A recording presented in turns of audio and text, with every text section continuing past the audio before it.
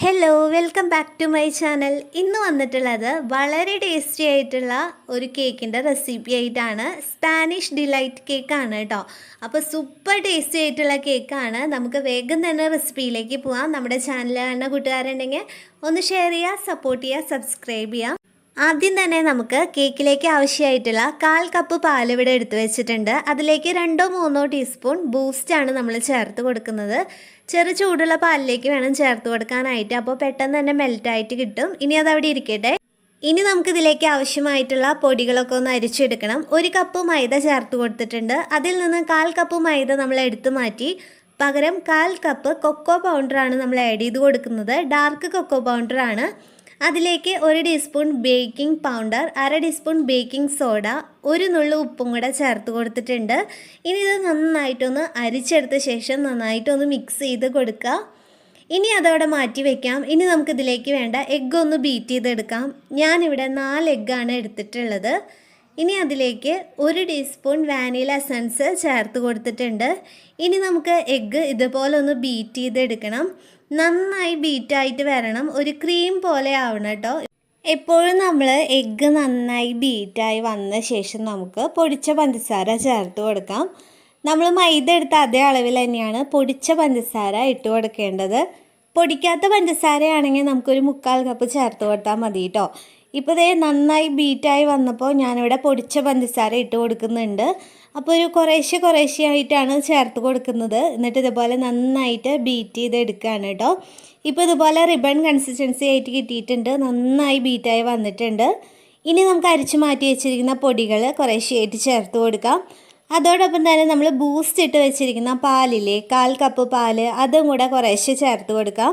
ആദ്യം പൊടി ഇട്ട് കൊടുക്കുക, അതിനുശേഷം പാൽ ഒഴിച്ച് കൊടുക്കുക. എന്നിട്ട് ഫസ്റ്റ് സ്പീഡിലിട്ടിട്ട് ബീറ്റർ വെച്ചിട്ട് തന്നെ നമുക്ക് മിക്സ് ചെയ്ത് കൊടുക്കാം. ഞാനങ്ങനെ ഒരു 3 തവണകളായിട്ട് മിക്സ് ചെയ്തെടുത്തിട്ടുണ്ട്.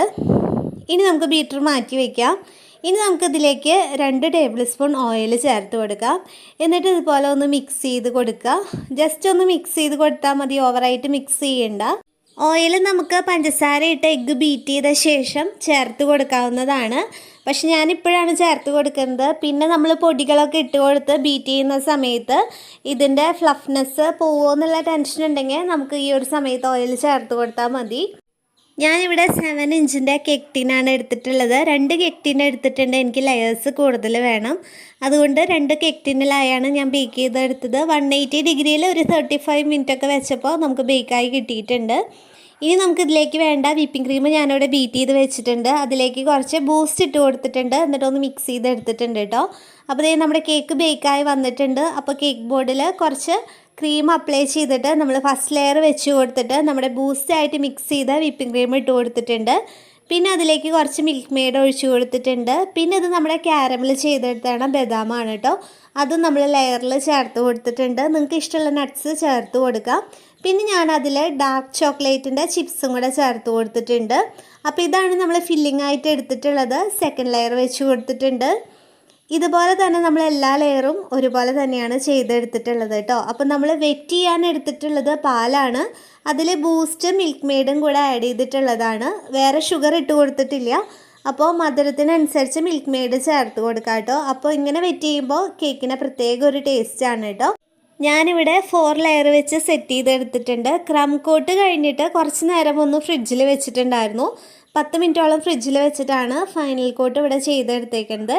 ഇതുപോലത്തെ ഒരു സ്ക്രാപ്പർ വെച്ചിട്ടാണ് സൈഡൊക്കെ ഞാൻ ലെവലാക്കി എടുത്തിട്ടുള്ളത്. ഇത് ഞാൻ നൈറ്റാണ് ചെയ്തെടുത്തിട്ടുള്ളത്. ബാക്കിയുള്ള വർക്കൊക്കെ ഞാൻ പിറ്റേ ദിവസമാണ് കേട്ടോ ചെയ്തിട്ടുണ്ടായിരുന്നത്. കാരണം ഇതിൽ കുറച്ച് എഡിബിൾ പ്രിൻറ്റിംഗ് ഒക്കെ വെക്കുന്നുണ്ടായിരുന്നു. അപ്പോൾ മെൽറ്റായി പോവാതിരിക്കാനാണ് പിറ്റേ ദിവസം നമ്മളെടുത്തിട്ട് ഫൈനൽ കോട്ട് ചെയ്യാണ് കേട്ടോ. ഇന്നലെ നമ്മൾ ഫൈനൽ കോട്ടിങ് ചെയ്ത് വെച്ചിട്ടുണ്ടായിരുന്നു. പിന്നെ എനിക്കിതിൽ കളേഴ്സ് കൊടുക്കണമായിരുന്നു കേട്ടോ. അപ്പോൾ ഞാൻ തിന്നായിട്ടാണ് കളേഴ്സൊക്കെ കൊടുത്തിട്ടുള്ളത്. ശരിക്കും സ്പാനിഷ് ഡിലൈറ്റ് കേക്കിൽ നമ്മൾ മുകളിൽ ഗണാഷാണ് കൊടുക്കുക, ഡാർക്ക് ചോക്ലേറ്റിൻ്റെ. എനിക്കിപ്പോൾ ഒരു തീം പറഞ്ഞിട്ടുള്ള കാരണം അതുപോലെ ചെയ്തെടുക്കേണ്ടി വന്നു. ഷിംജാൻ്റെ തീം കേക്കാണ് നമ്മളിവിടെ ചെയ്തിട്ടുണ്ടായിരുന്നത്.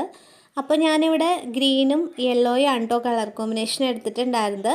എഡിബിൾ പ്രിൻറ്റിംഗ് ഒക്കെ വരുന്നുണ്ടായിരുന്നു. അപ്പോൾ കേക്ക് ഇവിടെ അടിപൊളിയായിട്ട് വന്നിട്ടുണ്ട്. എല്ലാവരും അപ്പോൾ റെസിപ്പിയൊക്കെ ഒന്ന് ട്രൈ ചെയ്ത് നോക്കുക. ഇഷ്ടപ്പെട്ട് കഴിഞ്ഞാൽ ഷെയർ ചെയ്യുക, സപ്പോർട്ട് ചെയ്യുക, സബ്സ്ക്രൈബ് ചെയ്യുക. നെക്സ്റ്റ് വീഡിയോയിൽ കാണാം. അപ്പോൾ എല്ലാവർക്കും ബൈ.